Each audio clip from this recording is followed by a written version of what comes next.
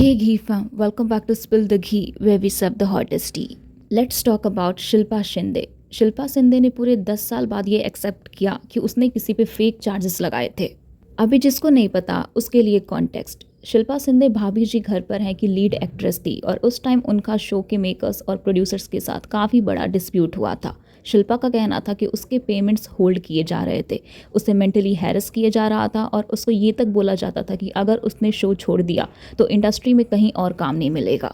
उस टाइम ये कंट्रोवर्सी इतनी बड़ी हो गई थी कि लीगल बैटल्स तक बात पहुंच गई और सबसे सीरियस एलिगेशन जो सामने आया था वो था सेक्सुअल हैरेसमेंट का एलिगेशन प्रोड्यूसर के अगेंस्ट. अब नॉर्मली जब आप ऐसे एलिगेशन सुनते हो, स्पेशली सेक्सुअल हैरेसमेंट या असॉल्ट जैसे एलिगेशन, तो ऑब्वियसली लोग विक्टिम के साथ स्टैंड करते हैं क्योंकि ये कोई छोटी बात नहीं होती. किसी इंसान पर ऐसे एक्यूजेशन लगाना उसकी रेपुटेशन, करियर और पूरी लाइफ को अफेक्ट कर सकता है. लेकिन अब लगभग 10 साल बाद भारती सिंह के पॉडकास्ट में शिल्पा शिंदे ने कुछ ऐसी बातें रिवील की हैं जिन्होंने पूरे कॉन्वर्जेशन को ही उल्टा कर दिया. पॉडकास्ट में शिल्पा ने एक्सेप्ट किया कि उसने प्रोड्यूसर पर जो सेक्सुअल हैरेसमेंट का केस फाइल किया था वो सच नहीं था. उसने ये भी बताया कि उनके अकॉर्डिंग उनके साथ काफ़ी गलत हो रहा था, उन्हें मेंटली टॉर्चर किया जा रहा था, पेमेंट्स रोक दी गई थी, आर्टिस्ट एसोसिएशन में उन्हें बैन करने की बातें हो रही थी और वो डिप्रेशन तक में चली गई थी. शिल्पा का कहना था कि पुलिस ने भी उससे कहा था कि सिंपल पेमेंट डिस्प्यूट या वर्क प्लेस इशू पर एफआईआर रजिस्टर नहीं होगी, कुछ बड़ा एलिगेशन लगाना पड़ेगा. और एलिजेडली इसी वजह से उसने वो स्टेप लिया. अगर शिल्पा के साथ वर्क प्लेस हैरेसमेंट हुआ, अगर उसे मेंटली टॉर्चर किया गया, अगर उसके पेमेंट्स रोके गए, अगर उसे ब्लैकलिस्ट करने की कोशिश हुई, तो वो सब गलत था, बिल्कुल गलत था. लेकिन एक गलत चीज़ का जवाब दूसरी गलत चीज़ से देना कब से जस्टिफाइड हो गया? किसी ने आपके पैसे रोके, किसी ने आपको मेंटली प्रेशर किया, किसी ने प्रोफेशनली टारगेट किया, उसके अगेंस्ट लीगल एक्शन लो, लेबर लॉस का सहारा लो, कोर्ट जाओ, मीडिया में अपनी बात रखो. लेकिन किसी पर सेक्सुअल हैरेसमेंट का झूठा केस लगा देना, sorry but that's a completely different level of wrong doing. क्योंकि उस टाइम सिर्फ एक लीगल केस फाइल नहीं हुआ था, एक इंसान की इमेज स्टेक पर थी. एक इंसान का नाम, उसकी क्रेडिबिलिटी, उसकी रेपुटेशन, सब कुछ क्वेश्चन मार्क के नीचे आ गया था. और इसलिए अभी शिल्पा को क्रिटिसाइज किया जा रहा है. लोग इसलिए अपसेट हैं क्योंकि ये कन्फेशन इतने कैजुअली सुनाया गया, जैसे कोई नॉर्मल बात हो, जैसे कोई कह रहा हो हाँ यार उस टाइम सिचुएशन ऐसी थी तो मैंने ये कर दिया. No, this is not normal. Sexual harassment allegations का कोई नेगोशिएशन टूल नहीं होता, ये कोई प्रेशर टैक्टिक नहीं होता, ये कोई सेटलमेंट स्ट्रेटजी नहीं होती. और जब कोई इन्फ्लुएंशियल सेलिब्रिटी इतनी कैजुअली ये बात एडमिट करता है तो उसका इम्पैक्ट सिर्फ एक केस तक लिमिटेड नहीं रहता.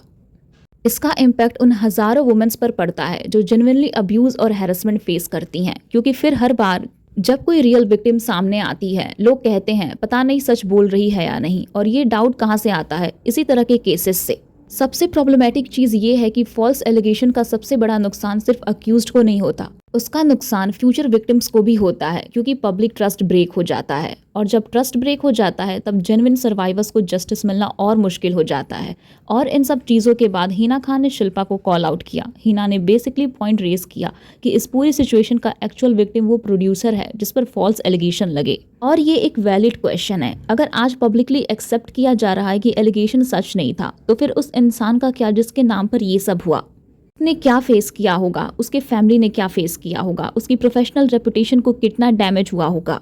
हिना के रिएक्शन के बाद शिल्पा ने एक वीडियो पोस्ट किया और यहाँ से चीज़ें और ज़्यादा प्रॉब्लमेटिक लगने लगती हैं. वीडियो में शिल्पा ने कहा कि लोग उसके नाम पर पब्लिसिटी लेते हैं. उन्होंने ये भी कहा कि पब्लिसिटी के लिए लोगों के पास अपनी बीमारियां हैं, अपने घर की डेथ्स हैं, फिर भी शिल्पा शिंदे का नाम यूज करते हैं. और यही वो मोमेंट था जहां बहुत लोगों की सिंपैथी कंप्लीटली खत्म हो गई. क्योंकि डिसएग्रीमेंट अलग चीज है, क्रिटिसिज्म अलग चीज है, लेकिन किसी की इलनेस को या फैमिली ट्रेजेडी को पब्लिसिटी स्टंट का कॉन्टेक्स्ट में मेंशन करना, दैट्स नॉट ओके. स्पेशली जब बात हिना खान की हो. सबको पता है हिना खान ने किस तरह अपनी हेल्थ बैटल फेस की है. उस जर्नी को चाहे आप पसंद करो या ना करो, उसे पब्लिसिटी स्टंट कह देना बहुत इनसेंसिटिव है. और किसी के फैमिली लॉस को भी इस तरह डिस्कशन में लाना और भी डिस्टर्बिंग है.